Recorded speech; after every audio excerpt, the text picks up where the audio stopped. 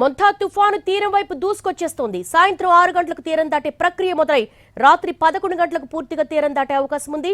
ప్రస్తుతం వెదర్ రిపోర్టుకు సంబంధించి వైజాగ్ నుంచి మా ప్రతినిధి రవిచంద్ర మరిన్ని వివరాలు అందిస్తారు. Ravichandra, over to you.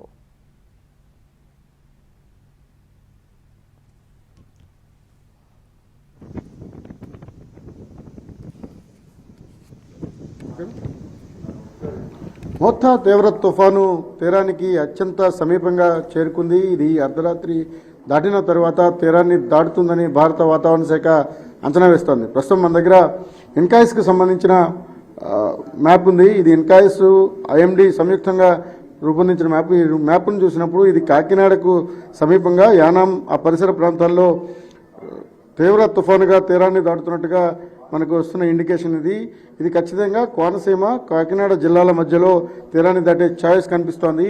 మరోవైపు తుఫాను తీరాన్ని తాకిన తర్వాత దాని క్షేత్రీయ విస్తృతి ఆధారంగా దాని యొక్క ప్రభావాన్ని అంచనా వేయగలుగుతాం. అది ఎంత దూరం ఉంటుంది, క్షేత్రీయ విస్తృతి ఏ మేరకు ఉంటుందనేది ఇప్పుడు కీలకంగా మారుతుంది. దాని మీద ఆధారపడే దాని యొక్క విధ్వంసం కావచ్చు, లేకపోతే అది ఇచ్చే వర్షాలు కూడా ఆధారపడి ఉంటాయి. దీనికి సంబంధించి మరింత సమాచారం ఇవ్వడానికి విశాఖ తుఫాను హెచ్చరికల కేంద్రం సీనియర్ అధికారి జగన్నాథ్ కుమార్ ఉన్నారు.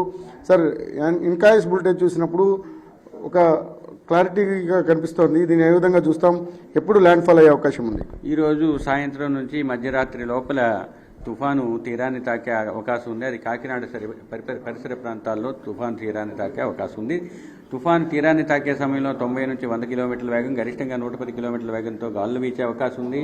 ఈ తుఫాను తీరాన్ని తాకే సమయంలో ముఖ్యంగా సముద్ర పల్లల కన్నా 1 మీటర్ ఎత్తు వరకు ఉప్పెన సంభవించే అవకాశం ఉంది.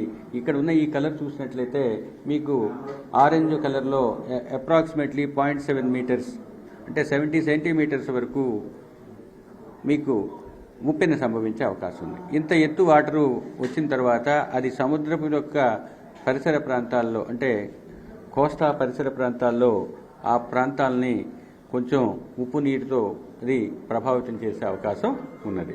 ఇక సార్, ఎగ్జాక్ట్గా ఇప్పుడు ఇది దానికి సంబంధించిన తుఫానుకు సంబంధించిన విస్తృతిని మనం ఇండికేట్ చేస్తుంది. ఎంత దూరం ఐ వాల్ ఉండే అవకాశం ఉంది? అంటే ఐ ఎక్కడో ఒక చోటే ఉంటుంది, కానీ ఐ వాల్ ఎంత దూరం ఉండే అవకాశం ఉంటుంది? ఐ వాల్ కూడా అప్రాక్సిమేట్గా ఒక 200 కిలోమీటర్స్ ఉండే అవకాశం. అది కాకపోతే ఇది ఎగ్జాక్ట్గా మొత్తం రాడార్ కవర్లో వచ్చినట్టయితేనే చెప్పగలుగుతాం. ఇప్పుడు రాడార్ వరకు ఉన్నట్టయితే ఇది మచిలీపట్నం రాడార్కి కవర్ అయింది.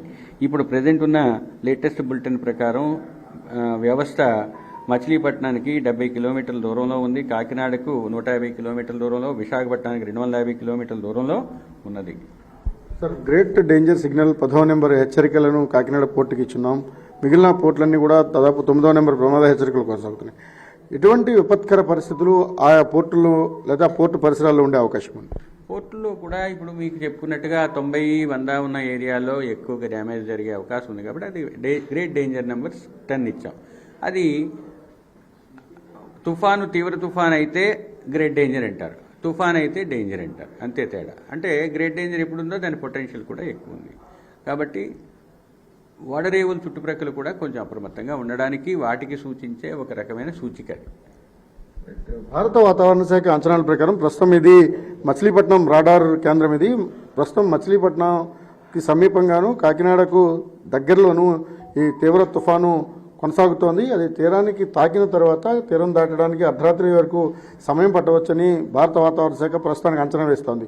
దీని విస్తృతిని ఆధారంగా చేసుకున్నప్పుడు ఖచ్చితంగా 100 నుంచి 200 కిలోమీటర్ల మధ్యలో ప్రభావం చూపించే అవకాశం ఉంది. అందుకని శ్రీకాకుళం నుంచి నెల్లూరు జిల్లా వరకు భారీ నుంచి అతి భారీ, అత్యంత భారీ వర్షాలు హెచ్చరికలు జారీ అవుతున్నాయి. మరోవైపు ఇప్పటికే అనేక చోట్ల ఆ స్థాయిలో వర్షాలు కూడా నమోదవుతున్నాయి.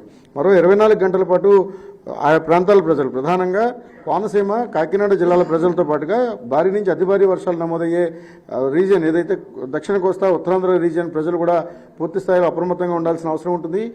క్షేత్రీయ విస్తృతి తగ్గిన కొద్దీ దీని యొక్క ముప్పు కూడా తగ్గే అవకాశం ఉంది. కానీ ఇప్పటికైతే ఖచ్చితంగా 200 కిలోమీటర్ల పరిధిలో కోనసీమ కాకినాడ ప్రాంతం నుంచి 200 కిలోమీటర్ల పరిధిలో ఉన్న ప్రజలు పూర్తి స్థాయిలో అప్రమత్తంగా ఉండమని కూడా భారత వాతావరణ శాఖ హెచ్చరికలు జారీ చేస్తోంది.